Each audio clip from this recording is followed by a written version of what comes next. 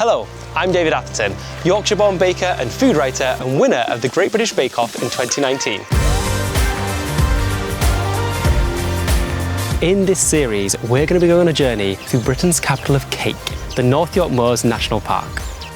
On this journey, we're going to be heading from Lowdale to High Moor through the most picturesque inland villages and coastal bays to find some of the most exciting local bakers.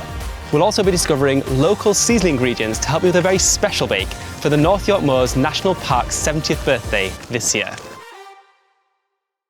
Today, my journey starts in Yorkshire's food capital, Moulton, a town of markets and makers and one of the gateways to the North York Moors National Park. I'll be picking up a bicycle from Big Bear Bikes and cycling to Pickering on the new Market Town Cycle Route, a route which promises me 12 miles of idyllic rural cycling without a hill in sight. Once I arrive in Pickering, I'll be jumping on board the award-winning Coastliner bus and heading out to the beautiful village of Lockton to visit a graphic designer and fashion designer who gave up life in the big smoke to run the tea room and art gallery in the village. Then finally, I'll be heading back on board the Coastliner bus and taking in the epic views of the Heather Moorland to finish today's journey in my hometown of Whitby, hopefully armed with some fresh inspiration for my North York Moors 70th birthday cake. Now, Malton was dubbed Yorkshire's food capital because of the sheer number of independent artisan food businesses located here. It's a foodie's paradise. Its location is at an important crossroads, just 30 miles from the sea, meaning it's been a calling point for travellers and tradespeople for hundreds of years. And it's really gone from strength to strength since then, attracting a whole range of artisan food makers and vendors looking to make their own mark on the next 100 years of Malton's food history. As well as the monthly food market and annual food festival, there are lots of wonderful places to try local seasonal produce. The Purple Carrot is a real hidden gem, a cafe and deli that does amazing cheesecakes, tarts and brownies that just happen to be vegan and vegetarian, as well as utterly delicious. A real Malton favourite, a cafe and deli run by local bakers, YO Bakehouse, that serves literally more cakes and bakes than you can shake a spoon at.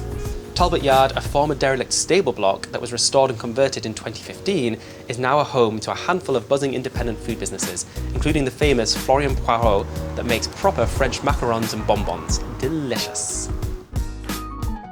Let's head over to Big Bear Bikes to see if Andy's got a bike for me. I've never actually ridden an electric bike before, so I'm quite excited. What a day for cycling! Look at this weather. The Market Town Cycle Route runs from Moulton train station to the Ropery in Pickering, and the route takes you through beautiful country lanes and bridleways, a secret river valley, lush farmland and sleepy villages. Let's see what I can see. On this route, we see the landscape change from the rolling countryside to the Howardian Hills and the dramatic uplands of the North York Moors. The River Rye begins in the Cleveland Hills just east of Osmotherley and flows south and east until it joins the River Derwent at Malton. The Rye is home to wild brown trout and otters, as well as birds like kingfishers and herons.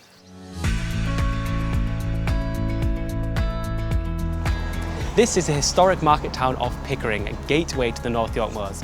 Pickering is home to the North Yorkshire Moors Railway, Pickering Castle and Beck Isle Living History Museum. The town also has a great farmers market on the first Thursday of every month, perfect for picking up local produce such as jams, chutneys and honey. There is also a mill at Spaunton and you can pick up their organic flour at the Organic Farm Shop and the Old Way Shop in Pickering. Right, here's my bus, and it's a special one. In a recent public vote, the Coastliner was crowned the UK's most scenic bus route, treating passengers to stunning views of moor and coast. Let's go.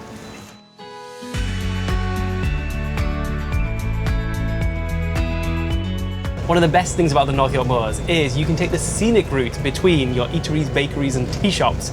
And if you leave your car at home and you walk or cycle or even take public transport, you definitely feel like you've earned your sweet treats.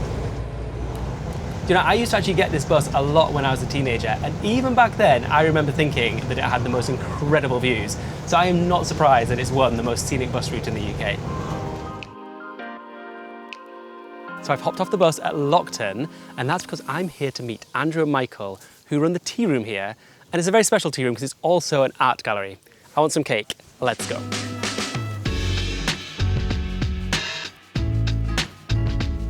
Here we go. Oh, Michael, these look amazing. So, tea makes sense in a tea room, but I hear you've got quite a few other strands to your business bow. We do. So we have, well, obviously the cakes and the tea room. We've got the gallery side of the business, which is all artists who live in the village. And it's not just painters, it's ceramicists Yes, and we've all got kinds of... painters, textile designers, blacksmiths, ceramicists, some jesmonitists. Yeah, so we've got all manner of different creative outlets, and a lot of them kind of work together and share their skills. And so good that everyone can come together for cake. Yeah. The glue that holds everything together. So you've got local artists here. Yeah. What about local produce? So the piece of cake you've got there, the honey cake, we get the honey from a couple who live in the village. We've got 5 hives. Andrew's actually a qualified beekeeper, if that's the thing. So we've got a hive waiting for a queen. And we've got the edible garden outside. The idea is to kind of, people can come and pick their own. But we do also use a lot of the produce in our cooking. So Andrew, Michael said you are the green-fingered one. Correct. For the outside at least. What does that mean for your tea room? Yes, so everything in the plant is edible. This is a community garden for the village. I can recognise some of the plants here, so what's this for? That is beetroot. Yeah, and then we've got sort of spinach, strawberries, garlic chives, fennel, and then all these flowers are edible, so the little violas. Do you use these on your cake? Yeah, we do. We use them on a few of our cakes. Speaking to Michael and Andrew has really reminded me why I'm so passionate about this area. Picturesque villages packed with artisan bakers and tea rooms doing baking with a twist. They don't call it Britain's capital of cake for nothing.